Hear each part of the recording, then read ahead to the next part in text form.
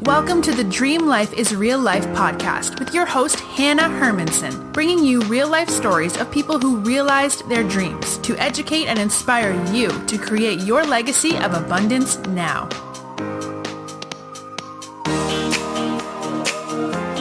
Okay, you guessed it. We are back, and today I'm hanging out with KrisAnn Connery.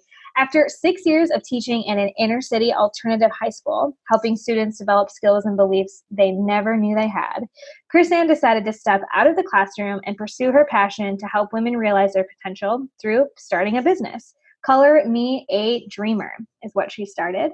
And KrisAnn is now a life coach for women who are ready to say yes to themselves and no to self-doubt, perfectionism, and all the things standing in the way of making the changes they desire. Because so many women fall into this cycle of wanting to change, feeling a little discomfort, and then giving up. So KrisAnn steps in and helps end this cycle by providing the support, strategy, and accountability they need to be successful. Hello, KrisAnn, and thanks for being here. Thank you, Hannah, for having me on your show. Awesome to be here. Yes. Well, I just love what you are all about as an educator and a teacher, and now really getting to the root of what is holding people back, right? Like that is so true in your bio. We want to change, we want to be amazing, and then it gets a little bit uncomfortable and we're back. And for me, it's like in the self-doubt, in the inner critic, in the holding myself back. So I just know you're going to have so much to share with us today. Yeah, it's going to be fun.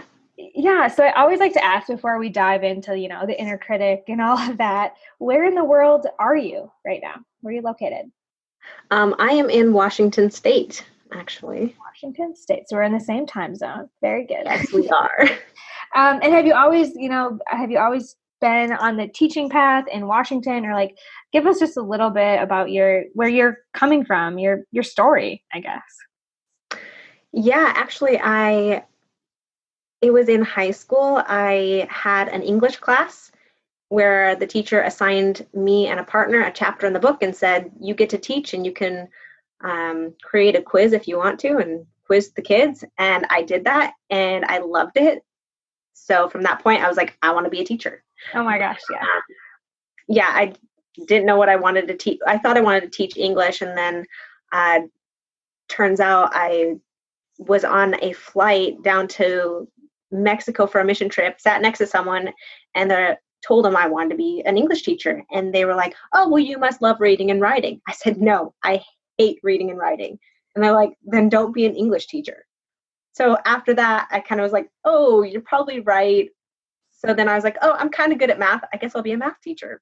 Mm. So then I did it. I mean, I did the college and got out, graduated, and then that year got a job, did it for 6 years. And yeah, I really wanted to help youth where kind of they're turning into adults and trying to figure out what they want to do with their life. And I really wanted to be that positive influence and role model. And so that's why I chose high schoolers. And I think it's great to have summers off. Yes. Oh my gosh. No, I'm resonating with you so much. And I think that what you just shared are really common occurrences. When we're young, we like this. Or for me, like, I think quizzing or like telling other kids what to do is fun. But I also just saw teachers all the time, and they like had nice school supplies and they had summers off. And I was like, this is what most women do, I guess. So I'll be a teacher too. And then super similarly, my mom was like, you don't want to be in education, right? You don't like English, or, like the kind of feedback you got. And I was like, oh, that's right. I'm not that interested in little kids.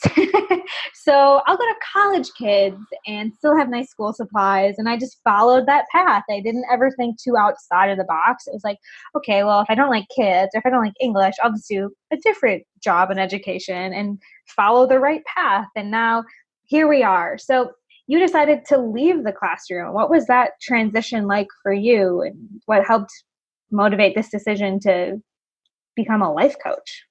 A few things actually. Well, one, I have my daughter. And so I just wanted to be with her more. And I felt like, yes, I have the summer with her, but during the year, there's just so much to do as a teacher. And I feel like I'm more devoted to these students in my classroom more than my daughter. And so that was one thing that kind of opened my eyes to maybe some different opportunities. Another piece was that where I'm at, since it's an alternative school, the students don't receive things well. And so it's kind of a very negative environment just because of the specific school that I'm at. And I was just like, these kids are really, really, really resistant to change. And it's great when I can get through to some of them, but I feel like I have more potential to give. And so I'm like, you know what? There are women out there who really need my help. And so that is kind of where my heart turned. And so also financially, that's always another thing, like, hey, maybe something different would help. And then, I guess choosing life coaching came from kind of my own self-development. So I guess probably about 4 or 5 years ago, I made some poor choices emotionally with an ex, and then kind of got emotionally burnt again. And I found myself in my mother's office, and I was, just bawling my eyes out. And she sat there and just kind of listened to me be like, hey, I screwed up again. And she said, there's some things I need to tell you. And, but I don't think now is a good time to tell you. And I was like, okay, well, why would you say that? Okay. But lay it on me. I'm like an all-in type of person too. That's the worst thing to tell me. Like, oh, no, you're telling me now. Exactly. And that's what I said. Yeah. I was like, I'm not waiting for this sometime. I'm not going to be able to sleep at night thinking like, oh, my mom has something to say to me. Right. So she finally gave in and was like, okay, well, you are selfish, you're manipulative, you're codependent, and you don't value others. And yeah. Sorry. I'm just with you on this story, and that would be really powerful to hear from someone so close. Right? It was kind of brutal, right? Your mom saying these things to you. But it hurt. But at the same time, I was like, holy cow, that is actually true. I see those qualities in myself. And I guess, they were hidden away. And I was like, oh, no, I'm not really like that. But then it was like, it was out in the open. And someone else was telling me these things. And so it's like, okay, it's got to be the truth. And it is. And I don't want to be this way. So from that point forward, I've, been on this self-improvement journey. And and so that slowly got me to a point where it's just now like, okay, I've been through this. There are others out there who maybe have heard these things about themselves or feel these ways about themselves. I want to get them to feel how I feel now. Yeah. So, this is why I love like teachers and leaders and powerful entrepreneurs, is that we can't just keep it to ourselves. Right. And so I'm so inspired by your story and hearing that, like, look, I had a low point. I got called on my crap. I wasn't who I wanted to be or who I am now, but I know there are other people who just need these tools, because I'm assuming you, like you said, it took a slow personal development process, right? Like piecing together, like, what do I need to do? Like, what are my next steps? So I love that you're now committed to sharing that with other people and life coaching. But do you feel like you may give people kind of like a shortcut to what you had to go through? Or what do you feel like the process is that you are able to give people now? Does that make sense? Yeah, totally. And definitely. It took me, 5 years? That's because I didn't know what I was doing. For so many of those years, I was just like kind of sitting in it being like, okay, how do I change? Very slowly. So yeah, now I'm like, okay, I have this process that, starts with kind of recognizing those things about yourself if you don't know them already, and then pretty much redefining yourself and moving forward with that. So like affirmations, visualization, gratitude. Oh man, that's a it's like mindset, right? To like exactly that. You took the words right out of my mouth. Okay, yeah. Well, because I think when I think about you, and we've chatted outside of this conversation, I would never think that you are like selfish or manipulative, and so to be so far from that person, like it took work, and I believe everything comes from within. So it sounds like if a woman or if someone's listening to this and they're thinking like, oh man, I don't actually know what people think about me, but I have this feeling that I'm not the best I can be. What is the first thing you would tell someone that is in this, like listening, like, okay, KrisAnn, like I might be where you were or somewhere on that path. What do I need to do? What's my first step? I think the first step would be to identify those things about you, so then you could, I guess, replace those traits. So it's like, okay, well, I recognize that I'm selfish. I don't want to be selfish. So recognizing, okay, what are those specific areas that maybe you are selfish in? Because maybe it's not you're selfish with everyone. Maybe you, like, I'm a mother, so I'm not selfish with my daughter, right? I give her whatever she wants. But maybe I am selfish when it comes to sharing things with my husband or something, or my mom, and I'm like, oh no, this is mine, I don't want to share. So identifying what role you're in when you're being selfish, that would be the first step. And then figuring out, okay, what role do I really want to, or not what role, but what characteristic do I really want to have in that role with that person? And then what do I want it to be? Yeah.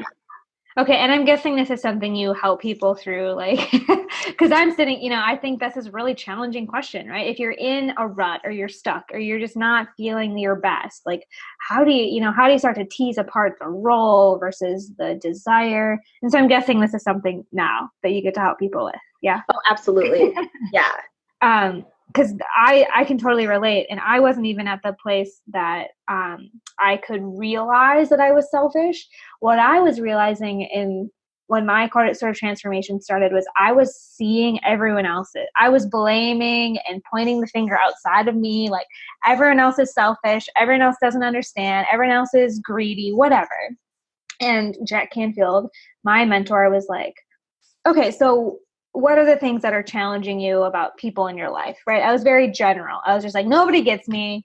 I don't fit in. No one, I was just like blaming. It's like, okay, so what are the things you're observing in these other people? Because Hannah, if you spot it, you got it. So if you can see in your life, listeners, right now, that everyone around you is being selfish or boring or doesn't want to invest in themselves, like, okay, there's something in you. Otherwise, you wouldn't even be able to recognize that. And so my first step was to translate that, like, okay, I think my mom is being selfish and she's not listening to me and she doesn't know what I actually want. She's not compassionate. And so Jack Canfield said, so you need to be unselfish. You need to become more compassionate. You need to become more understanding. And dang it, he was right. Because when you start to embody, right, those qualities, that mindset, that feeling, those energies, that vibration, like you only attract more of that. And so I love that you're talking about, like, start to identify, like, where are you now and where do you want to be? Because if you don't have any sense of that, you're just a victim. Would you agree? Yeah, absolutely. I think that he's spot on there. And yeah, it goes back to, taking responsibility for your actions, and honestly, like, seeing how you're feeling can really show you what you're thinking. And if you know what you're thinking, you could change your thoughts and you could change your feelings. But you can't change anyone else, right? You could only change yourself. So that's why it's key to take responsibility for yourself figure out what you're thinking that's causing all these things. But I like how you said, yeah, he identified all these things for me. And it's like, oh man, yeah, I really need to work on that. But then, did he leave you to work on it on your own, or did you work with him? Because I think that's key. And that's what slowed my process down, was I didn't work with anyone for so long. So it took me a really long time because I didn't have that accountability with someone else. It was like, oh, I'm accountable to myself. That's enough, which never is, because I can easily write off myself. Yes. And so it's that accountability piece that really helps fast track that process to get you from where you are to where you want to be and who you want to be ultimately. Oh my gosh. It's so true. Yeah, of course I had to work. I wasn't only working with him, right? I worked with all these other people. I just hired an athletic trainer. Like, if you have been listening to this show for a while, I'm a yoga teacher, I'm a spin teacher, I run marathons. Like, I can get myself to the gym. Period. Okay, I go. Right? I can read the books. You can do the exercise, literally, people. But if you don't have someone holding you accountable to actually like push yourself and to go past your comfort zone and to realize that there's like all of these other machines in the gym that I was never using. Like, it was just such a good metaphor for me to be like, dude, my trainer, his name is Matt. I'm like, why haven't I ever done this before? I mean, for 20 some years, I've been working out on my own, and I didn't apply these concepts of accountability and push and mentorship to my like athletic ability. So anyway, now I'm just kind of like having this realization with you as you bring that up. Like, in every aspect of your life, you will go farther, faster with accountability, right? Mm-hmm. Absolutely. So how do you hold your clients accountable from getting from where they are to where they want to be? What does your support look like? Or what do you think people need, maybe? Yeah, that's a great question. I think they need the accountability every week at least, because if you can check in on your goals each week, you're going to, you have a deadline, right? Having that deadline is what gets things happening. And of course, for many of us, it's okay having that deadline so I could wait and then procrastinate at the end. At least you're getting it done, right? But at the same time, it's learning, okay, how do I space that out and how do I do the work over that time? And I think, so I think checking in every week is key. Having that face-to-face time and saying, okay, what did you accomplish? What goals of yours did you accomplish? What didn't you accomplish? Okay, why do you think you didn't accomplish them? How do you feel about that? What are your thoughts around that? Let's figure out, where do you want to go next, right? Yes, I love that. It's this combination. It's like scaffolding. We have a lot of teachers listening, right? It's like, I have this plan. I have this roadmap. I see where my client wants to get, and I need to week by week, day by day, give them the bite sizes, see how far they can go. And I think that is the combination, right? It's not just about having someone to hold your hand through the crap. It's about knowing that you have someone to hold your hand through the crap, and they're not going to just keep you in the crap. Right? Because you can have bad accountability. You can have enablers. You can have drinking buddies. You can have lots of people holding you accountable. But it's finding those people, right? Like we hear, surround yourself with the 5 people you want to be the most like. And identifying the people who have the support and the strategy, that's like literally a line from your bio, I think. So I'm loving it. This is great. Let's talk a minute about because as much as you can have an accountability and a mentor and a plan, like what are some of the daily things that you think people need to prioritize in order to actually make sure they do get from where they are to where they want to be? Yeah, great question. I think that starting your morning out right is important. So, I'm a firm believer that not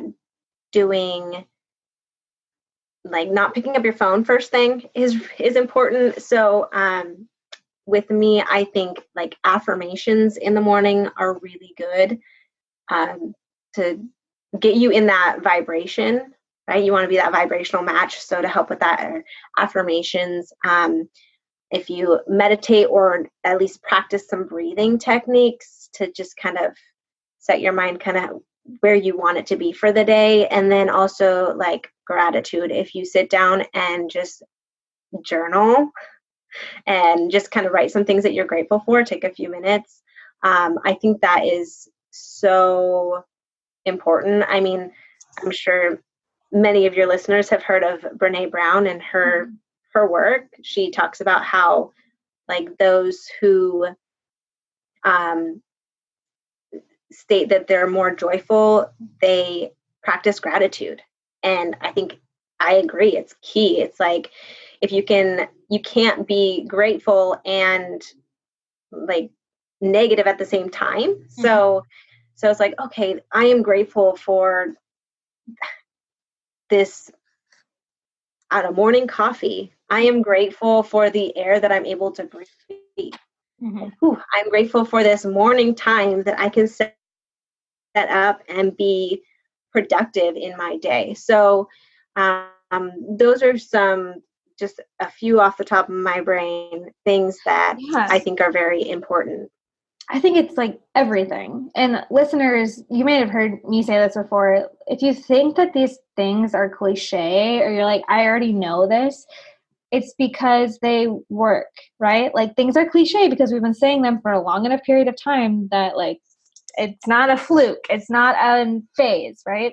And a lot of times, because, I coach people with businesses. And it's so often that we want to get into the like, what's the like strategy? What's the daily message I need to send? What's the check box I can check off every single day? And like, okay, that's part of it, but it actually, none of that is ever going to be supported. Those tactics will not work unless your mindset, right? The work that you're talking about, these foundational, taking a deep breath, having gratitude, not looking at your phone first thing in the morning, checking in with your own self before you check in with the WWW world. I'm like, I feel like I'm on a soapbox because I just so appreciate what you're saying. And I think it's so important for people to really hear, not just hear it again. Oh yeah, I should take 5 minutes more. Hear that this is a huge piece of the missing links between where you are and where you want to be. You might already know it, but are you doing it? Absolutely. Are you doing it? Yeah. All right. Well, Ms. Connery, I know you're not in the classroom anymore, but I have a pop quiz for you. Are you ready for the last 3 questions? Hope I pass. Okay. Question number 1. You've already given us a ton, but I always like to just kind of like zero in and make sure people can leave with these action steps. So number 1, what is one thing listeners can do today to help them get closer to their dream life? Set up a morning routine where they are reading over their affirmations, either meditating or practicing some breathing for at least like 2 minutes, and sitting down and writing out some gratitude statements. Affirm your goals, be grateful, take some deep breaths. Absolutely. Yep. No excuses for 2 minutes, man. Beautiful. A+. Question number 2 is, if you could give every listener a gift, a tangible resource, what would you want them to have? Definitely a gratitude journal so that they can have no excuse to write those things down. I'll give them a pen too. Put it to paper. I love it. Finally, where can people stay connected with you and learn more about the work you do? Yeah, awesome. So actually, I have a free little 7-day gratitude challenge for your listeners. They can find that and me on colormeadreamer.com/start here. They'll be able to hop on and join that free challenge, and they'll learn more about me. I love it. Okay. colormeadreamer.com/start here. Amazing. Yeah, I know you have tons of other resources, but it makes sense that the gratitude journal, since we talked so much about that, and that challenge sounds great. Thank you. We love free gifts around here. Yeah, I love giving free gifts. Yes. Well, thank you for sharing your other gifts of wisdom and insight with all of us today. We really appreciate your vibes and your teachings. So, listeners, say goodbye to KrisAnn for now. Go check out colormeadreamer.com/start here. And we'll be back next week with another inspiring guest that will help you make your dream life your real life. You've been learning how to make your dream life your real life with Hannah Hermanson. To get the resources mentioned on today's show and to listen to past episodes, visit www.dreamlifeisreallife.com.